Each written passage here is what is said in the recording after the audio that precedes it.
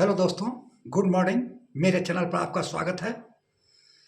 अभी मैं आपको बता रहा हूँ खुशखबरी। वित्त मंत्री और वित्त राज्य मंत्री का लेटर आ गया है 8CBP पर। सभी पेंशनरों को मिलेगा लाभ। जो संशय बरकरार था कि 69 लाख पेंशनरों को नहीं मिलेगा, वो वित्त मंत्री का लेटर का जवाब आ गया है, वो मिलेगा। 1 जनवरी 2026 से जो डेट है, उस डेट TOR में नहीं लिखा था, उस पर भी वित्त मंत्री जवाब दी है श्रीमती निर्मला सीतारमण कि 1 जनवरी 2026 से लागू होगा। तो दोस्तों, प्लीज़ आप मेरे चैनल पर बने रहें, सारी जानकारी दूंगा एक एक करके। पूरी वीडियो देखने का प्रयास कीजिएगा, अधूरा मत देखिएगा, और प्रेस आइकन पर बटन कीजिएगा ताकि आपको हमारे जितने भी जो नोटिफिकेशन है आपको समय समय पर मिलती रहे। तो दोस्तों, मैं शुरू करने जा रहा हूँ। केंद्र सरकार के 8 पे कमीशन से 69 लाख पेंशनरों को बाहर रखने का विवाद हो गया था। All India defence employees federation ने वित्त मंत्री को पत्र लिखकर इस फैसले में सुधार करने की मांग की थी। फेडरेशन ने पेंशनर को आयोग में शामिल करने और 1 जनवरी 2026 के नई वेतन संरचना लागू करने की मांग किया है।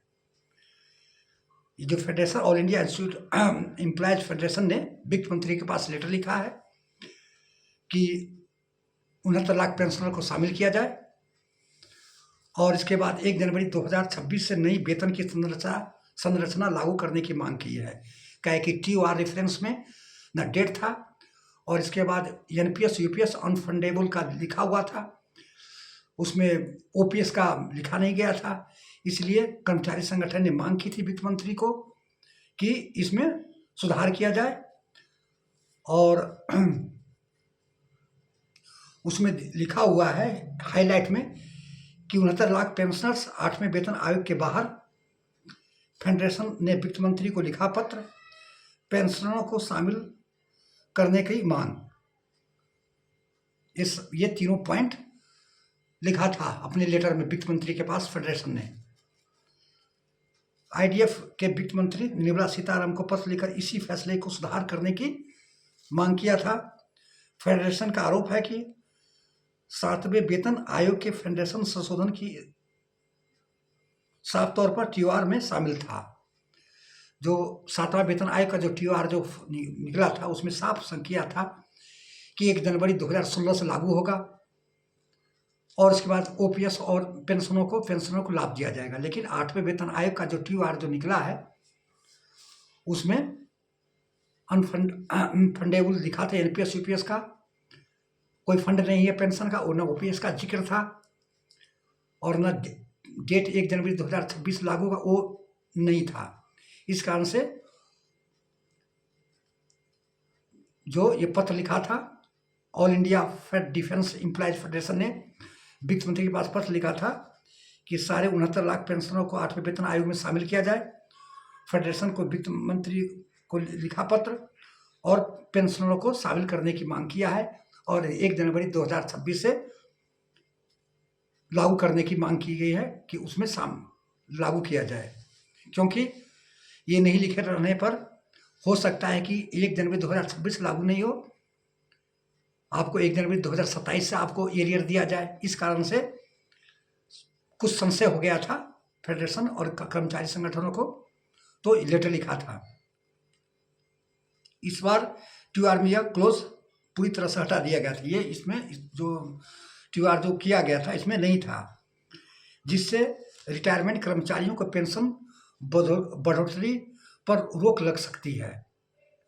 फेडरेशन ने किया था, संशय हो गया था कि हो सकता है कि जो 69 लाख जो पेंशनर्स है उसमें रोक लग सकता है, कि उसके लाभ वंचित होना पड़ेगा, और 8वें वेतन आयोग में इसका लाभ नहीं मिलेगा। पेंशनर्स और फैमिली पेंशनर्स को 8वें आयोग के दायरे में शामिल किया जाए, ये मांग किया था। पत्र लिखा था उसमें फेडरेशन कि पेंशनर्स और फैमिली पेंशनर को 8वें वेतन आयोग के दायरे में किया जाए। और लागू 1 जनवरी 2026 से तय किया जाए। नई वेतन, पेंशन और संरचना के प्रमुख डेट लिखा जाए। और इसके बाद हर एक 15 कमिटेड अलाउंस जो 15 साल कटता है उसको 11 साल किया जाए। और हर एक 5 साल में 5% बढ़ोतरी की व्यवस्था किया जाए। संसद की अस्थायी समिति ने ये सुझाव दिया था। ये सारी मांग था। अब इस पर क्या लेटर आया है वो मैं आपको जवाब दिया हूँ। ये फेडरेशन पत्र जो लिखा था उसको मैं पढ़कर आपको बताया हूँ कि ये मांग किया था, वित्त मंत्री को पत्र लिखकर तो उसी पर पत्र आज करंट वित्त मंत्री सीतारमण ने प्रेस में भेजा था और लेटर जारी हुआ है डिप्टी से। उसमें स्पष्ट तौर से वित्त मंत्री निर्मला सीतारमण स्पष्ट रूप से बोल दी है कि ये जो है रूमर है, हवा है। जो 7वें वेतन आयोग में जो जितनी फैसिलिटी और जितना लाभ मिला था पेंशनर्स और रिटायरमेंट और फैमिली पेंशनर को, और जो अभी सर्विस कर रहा है प्रेजेंट में, सारे लाभ रिटायरमेंट वाले को भी मिलेगा। 69 लाख पेंशनर को मिलेगा और जो नौकरी कर रहा है उसको भी मिलेगा सारा।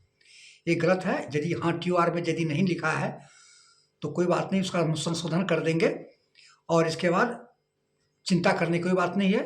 69 लाख पेंशनर को भी शामिल किया गया है और फैमिली पेंशनर मिलाकर के टोटल है, उस सभी को 8 पे कमीशन का लाभ दिया जाएगा। तो चिंता करने की कोई बात नहीं है।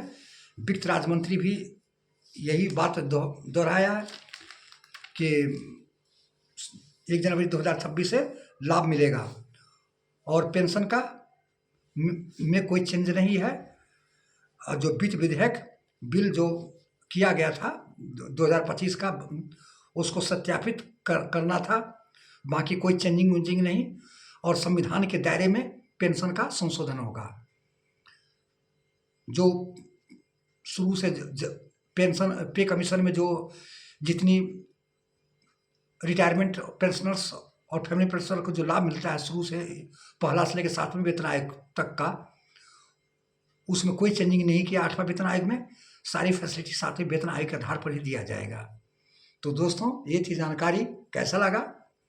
यदि अच्छा लगा तो आप कमेंट कीजिएगा कि अब संतुष्टि हो गया है जितने भी फेडरेशन के लोग, कि क्योंकि वित्त मंत्री लेटर में जवाब दे दिया है कि चिंता करने कोई बात नहीं है। 1 जनवरी 2026 से आपको 8वां वेतन आयोग का लागू होगा और जब भी रिपोर्ट दे, लेकिन 1 जनवरी 2026 से ही लाभ मिलेगा और आपको 18 महीने या 24 महीने या 26 महीना जब भी हो, आपको बेसिक पे का एरियर दिया जाएगा। तो दोस्तों ये बहुत खुशखबरी है कि जो all India federation defence federation जो वित्त मंत्री सीतारमण के पास पत्र लिखा था उसका रिप्लाई आ गया है, जिससे जितने भी कर्मचारी संगठन है संतुष्ट है। अब चिंता करने की कोई बात नहीं है। जितने भी फैमिली पेंशनर है सभी को 8 पे कमीशन का लाभ मिलेगा, वंचित नहीं होगा। आप लोग चिंता मत कीजिए। जितने भी मैं आप लोगों से सिविल पेंशन डिफेंस पेंशन से रिक्वेस्ट कर रहा हूँ कि चिंता मत कीजिए, सारे आपको बेनिफिट मिलेगा, सारे लाभ मिलेगा। तो दोस्तों ये सारी जानकारी थी। और अभी 15 करंट में अभी बता रहा हूँ जस्ट 1 घंटे पहले का, कि 11 जनवरी को मीटिंग है आपस में NCJCM का, और फिर इसके बाद 15 जनवरी को जितने भी स्टैंडिंग कमेटी का मेंबर है और संगठन है शिव गोपाल मिश्रा के साथ दिल्ली में मीटिंग है। उसमें 8 पे कमीशन के TOR पर मोहर लगेगा कि सरकार क्या क्या TOR में शामिल किया जाए और कैसे क्या होगा। वो सारे जब आएगा 15 तारीख के बाद जो भी बात निकल कर आएगी वो सारी जानकारी अपने वीडियो के माध्यम से देंगे। तो दोस्तों ये थी न्यूज़। जय हिंद, जय भारत, थैंक यू।